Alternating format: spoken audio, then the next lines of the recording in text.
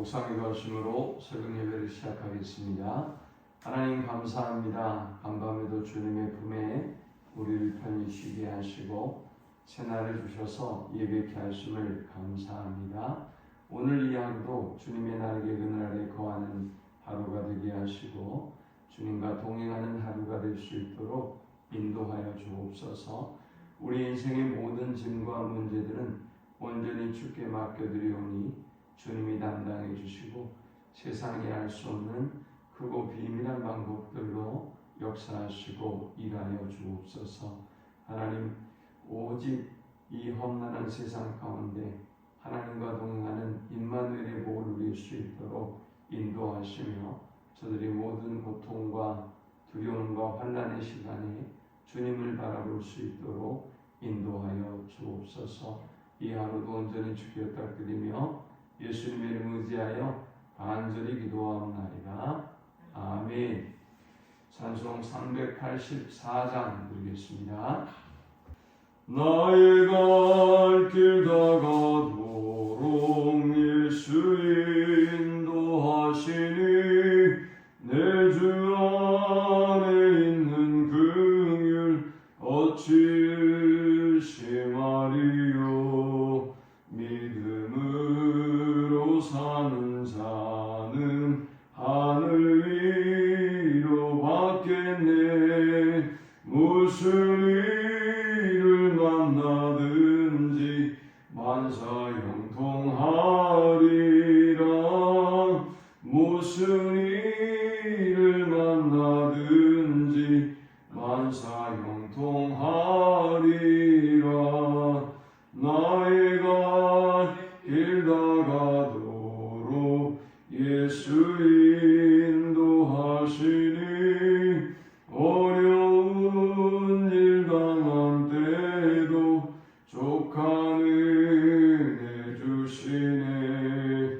나는 심히 고단하고 영혼 매우 가난하. 나의 배반석에서 샘물나게 하시네. 나의 배반석에서 샘물나게 하시네. 나의 갈 길 다가도록 예수 인도하시니 그의 사랑 어찌 큰지 말로 알 수 없도다. 성령 감화받은 영혼 하늘 날아갈 때에 영영 부를 나의 찬송 예수 인도하셨네. 영영 부를 나의 찬송 예수 인도하셨네. 아멘. 오늘 이 시간에 주시는 살아계신 하나님의 말씀은 구약성경 욥기 9장 25절에서 35절의 말씀입니다. 나의 날이 경주자보다 빨리 사라져버리니 복을 볼 수 없구나. 그 지나가는 것이 빠른 배 같고 먹이 날아내리는 독수리와도 같구나. 가령 내가 말하기를 내 불평을 잊고 얼굴빛을 고쳐 즐거운 모양을 하자 할지라도 내 모든 고통을 두려워하오니 주께서 나를 죄 없다고 여기지 않으실 줄을 아나이다. 내가 정죄하심을 당할진대 어찌 헛되이 수고하리까. 내가 눈 녹은 물로 몸을 씻고 잿물로 손을 깨끗하게 할지라도 주께서 나를 개천에 빠지게 하시리니 내 옷이라도 나를 싫어하리이다. 하나님은 나처럼 사람이 아니신즉 내가 그에게 대답할 수 없으며 함께 들어가 재판을 할 수도 없고 우리 사이에 손을 얹을 판결자도 없구나. 주께서 그의 막대기를 내게서 떠나게 하시고 그의 위엄이 나를 두렵게 하지 아니하시기를 원한다. 그리하시면 내가 두려움 없이 말하리라. 나는 본래 그렇게 할 수 있는 자가 아니니라. 아멘. 빌닷의 조언에 욥은 계속해서 자신이 생각하는 하나님, 즉 신관에 대해서 이야기하고 확인해 주었습니다. 빌닷이 욥에게 얘기하는 것은 그것이었죠. 네가 얼른 회개하고 지금이라도 하나님께 돌아온다면 네가 지금은 미약하지만 하나님께서 너를 회복시켜서 심히 창대하게 하실 것이다. 그런데 지금 너는 어찌하여 너의 무죄함, 너의 의로움을 주장하고 그리고 변론하고 있느냐? 언제까지 네가 그런 헛된 주장을 하고 있겠느냐라고 물었어요. 네가 너의 의를 주장하다 보니 마치 하나님이 잘못된 분처럼 그렇게 생각되게 하는구나 라고 하면서 8장 1절에서 2절에 꾸짖었어요. 내가 어느 때까지 이런 말을 하겠으며 어느 때까지 내 입의 말이 거센 바람과 같겠는가? 변명하지 말라는 거죠. 또 하나님이 어찌 정의를 굳게 하시겠으며 전능하신 이가 어찌 공의를 굳게 하시겠는가? 너가 그렇게 주장한다고 하는 것은 하나님이 잘못된 것처럼 여기게 하는데 너는 얼른 너의 잘못을 인정하고 회개하고 돌아오라 라는 것이었습니다. 그런데 욥은 하나님에 대한 그의 확신과 믿음이 흔들리지 않죠. 여러분, 우리가 시험에 드는 사람을 보면 가장 먼저 저 아담과 하와도 그렇죠. 아담과 하와가 왜 시험에 들었을까요? 처음에 하나님이 말씀하셨던 신관이 흔들린 거예요. 그러니까 하나님에 대한 믿음이 흔들렸던 거예요. 하나님 앞에 그들이 교만해지기 시작했고 또 우리가 하나님처럼 될 수 있을까? 라는 생각도 했고 우리가 왜 하나님 말씀을 들어야 되나? 이러한 교만한 마음을 사탄이 자극하고 불어넣어서 하나님에 대한 생각이 신관이 무너지고 하나님의 말씀에 대한 생각이 무너지면서 그들이 말씀의 권위가 무너지니까 하나님에 대한 생각이 무너지면 하나님의 말씀에 대한 생각도 무너지잖아요. 그래서 정령 죽으리라 라고 말씀하셨음에도 불구하고 그들이 선악과를 따먹고 말아요. 사탄이 죽을까 하노라 라고 하면서 그들의 신관을 점점 더 약화시켜 놨어요. 우리도 마찬가지예요. 우리도 시험에 드는 사람은 어떤 사람이냐? 누가 잘했고 누가 잘못했고 어째서 이래서 이건 다 변명에 지나지 않고요. 이건 자기 거짓말에 불과해요. 왜 우리가 시험에 드는 것일까요? 신관이 흔들리기 때문에 하나님에 대한 내 생각과 하나님에 대한 지식이 흔들리고 있기 때문에 그런 것입니다. 만약 우리가 우리의 삶 속에 매일 아침 기도하고 하나님 앞에 나아갈 때 우리의 기도를 들으시고 응답하신다는 분명한 확신이 있다면 어떤 고난과 어려움을 뚫고도 하나님 앞에 나와서 기도하게 되는 거예요. 그런데 그 신관이 흔들리면 당연히 그 흔들리는 신관은 우리의 삶을 무너뜨리는 것이죠. 그런데 놀랍게도 욥은 8장의 빌닷의 그 조언을 듣고 9장에 하나님에 대한 그의 생각을 고백하는데 참으로 놀랍습니다. 그는 하나님의 존재와 능력의 무한함, 또 인간의 연약함을 인정하고 그리고 우리는 하나님의 은혜와 긍휼이 필요한 존재라는 것을 계속해서 고백하고 있습니다. 오늘 본문에 보면 이제 욥이 전반부까지 지금까지는 하나님에 대한 신성에 대한 자신의 믿음을 고백했다고 한다면 이제 오늘 본문부터는 자신이 하나님 앞에 어떤 존재인지, 즉 인간관에 대한 고백을 합니다. 여러분의 믿음이 은혜가 넘치는 그런 믿음 생활을 하려고 하면 여러분 자신에 대해서 알아야 돼요. 여러분 자신이 누구인가를 알아야만 우리가 은혜가 넘치는 삶을 살아가고 감사하는 삶을 살 수 있는 것입니다. 자, 그러면 인간은 누굴까요? 여러분은 누굴까요? 자, 먼저 25절, 26절 한번 읽어볼까요? 나의 날이 경주자보다 빨리 사라져버리니 복을 볼 수 없구나. 그 지나가는 것이 빠른 배 같고 먹이에 날아내리는 독수리와도 같구나. 욥이 자신의 인생을 돌아보니까 빠르게 지나가 버렸더라고요.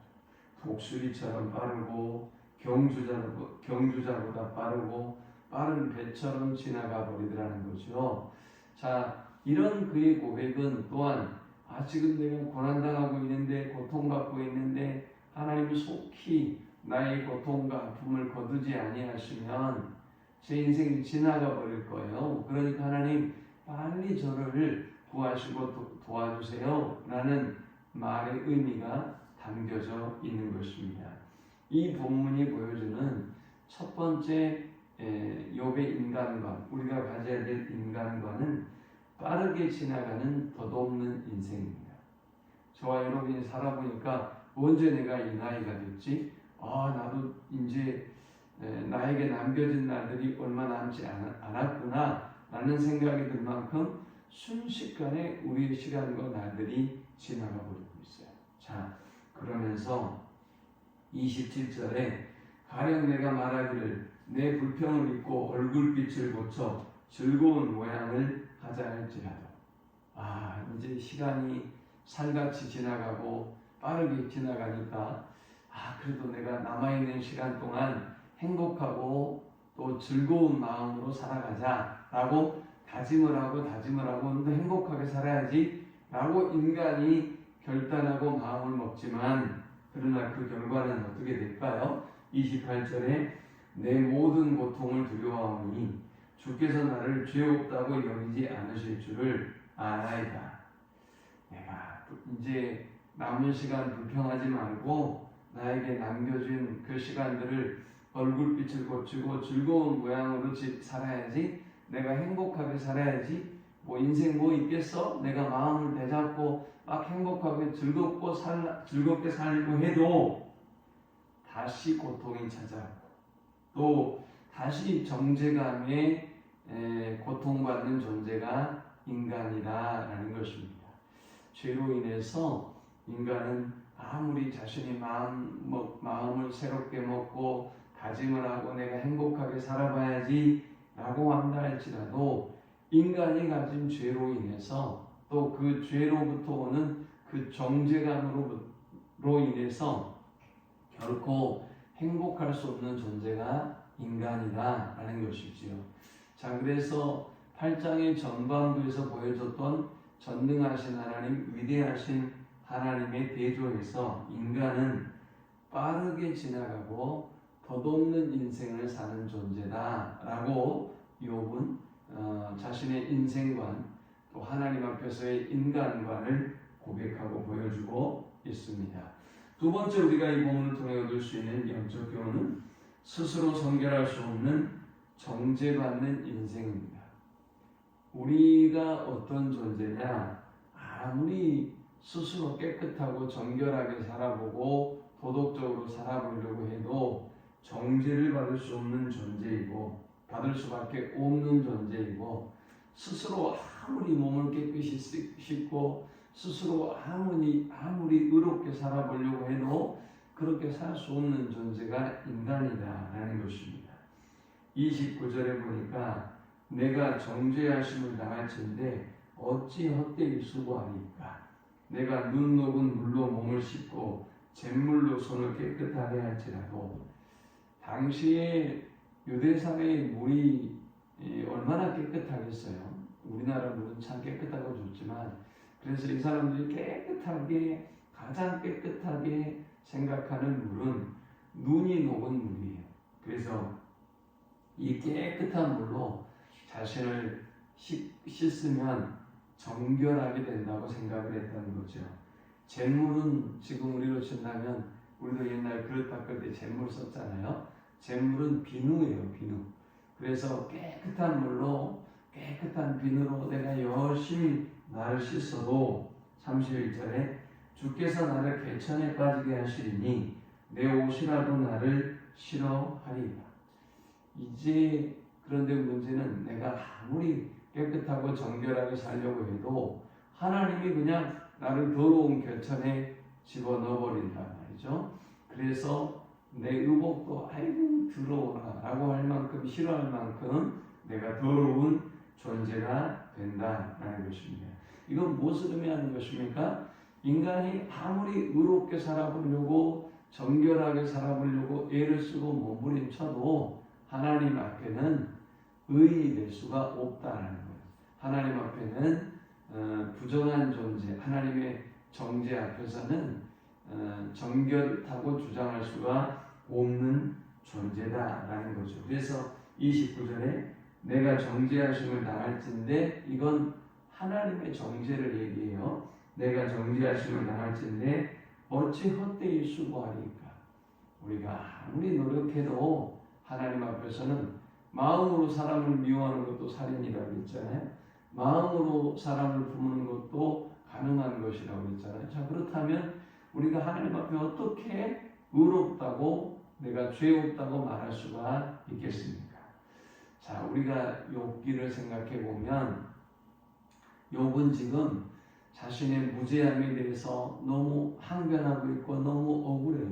하나님 앞에 경건하고 의롭게 살려고 몸부림쳤고, 그런데 자신에게 결과적으로 이렇게 엄청난 고난이 찾아왔어. 그리고 친구들이 말해요. 친구야, 너가 정결하게 의롭게 살려고 힘쓰고 네가 온전하고 경건하려고 몸부림쳤던 사람인 건 알고 있지만 지금 네가 당하는 현상과 상황들을, 고난을 보니 너가 부지중이라도 죄를 범했어. 그러니 얼른 회개하고 하나님께 돌아와야 돼. 그래야 네가 산다라고 하는 그들의 사랑의 조언을 들으면서 욥은 어땠을까요? 아무리 자기가 정결하고 의롭게 살려고 해도 마음이 굉장한 갈등과 고민이 있었을 거예요. 그러니 자신이 억울하다고 막 항변도 하기도 하지만 내가 아무리 경건하고 의롭게 산다 할지라도 하나님이 아니야 라고 한다면 내가 죄인이구나 라는 사실을 인정할 수밖에 없고요. 그런 갈등과 고민 속에 있는 것입니다. 그러니까 정리해 본다면 욥은 의롭고 경건하게 살려고 몸부림쳤지만 또 하나님 앞에 하나님이 나를 어떻게 보실까에 대한 그런 두려운 마음, 그런 경외하는 마음도 있었던 것이지요. 자, 그 다음 마지막 세 번째 이 본문이 보여주는 인간은 하나님의 은혜와 자비가 필요한 인생입니다. 자, 그래서 32절에 보면 하나님은 나처럼 사람이 아니신즉 내가 그에게 대답할 수 없으며 함께 들어가 재판을 할 수도 없고 우리 사이에 손을 얹을 판결자도 없거나. 이 말은 아직도 욥은 너무나 자신의 무죄함에 대한 억울한 마음, 그 고통을 가지고 있는 것입니다. 하나님 앞에 내가 재판을 할 수 있어서 나의 무죄함을 항변하고 변호해 줄 수 있다고 한다면 내가 이 억울함이 풀릴 텐데, 이 무고하게 당하고 있는 고통에 대해서 내가 이 억울함을 해결할 수 있을 텐데 라고 지금 이야기하고 있어요. 그러나 하나님은 인간이 아니에요. 하나님은 자기와 같은 존재가 아니라는 것을 욥은 잘 알고 있어요. 그래서 뭐라고 고백합니까? 34절 35절 우리 함께 읽어봅시다. 시작. 주께서 그의 막대기를 내게서 떠나게 하시고 그의 위엄이 나를 두렵게 하지 아니하시기를 원하노라. 그리하시면 내가 두려움 없이 말하리라. 나는 본래 그렇게 할 수 있는 자가 아니니라. 아멘. 인간은 하나님 앞에서 심판을 당할 수밖에 없고 정죄를 받을 수밖에 없는 존재이지만, 그래서 하나님의 자비가 필요하고 하나님의 구원이 필요하고 하나님의 은혜가 필요한 존재이다 라고 지금 욥은 고백하고 있는 것입니다.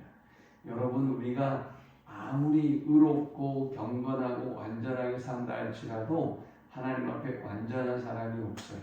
그래서 우리는 욥과 같은 바른 하나님에 대한 인식을 가져야 되고 인간에 대한 바른 인식을 가져야 돼요. 그래서 욥처럼 내가 이렇게 하나님 앞에 정죄당할 수밖에 없는 존재고 죄를 지을 수밖에 없는 존재입니다라고 하는 깊은 인식이, 인정이 필요하고요. 시인이 필요해요. 그러면 하나님의 은혜와 자비가 우리에게 임하는 것입니다. 마치 저 바리새인과 세리의 이야기 세리처럼 저는 이렇게 추악하고 더러운 존재입니다. 그러므로 주님의 은혜와 사랑을 제게 베풀어 주십시오. 저에게 심판을 거두시고 주님 저에게 은혜를 내려주셔야, 저를 구원해 주셔야 제가 두려움이 사라지고 그리고 평안하게 주님 앞에 설 수 있습니다. 저를 불쌍히 여겨주세요 라는 마음으로 여기 그의 위험이 나를 두렵게 하지 아니하시기를 원하노라.